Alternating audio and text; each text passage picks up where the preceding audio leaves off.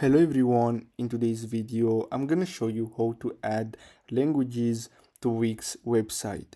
So the first step is to click on add apps and then simply choose for multilingual, and then what you're gonna have to do next, so let's choose here, and then you're gonna have to click on this one here, the free one, and then simply click on add to site.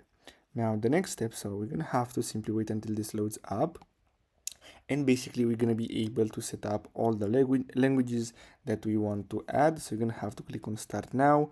As you can see, detecting your site's main language, and if you want so we can set as the main the English language.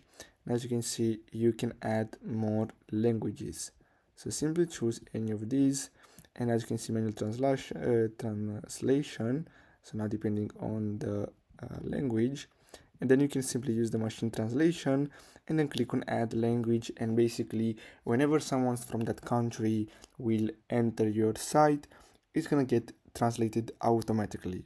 So basically that's all you have to do. Thanks for watching.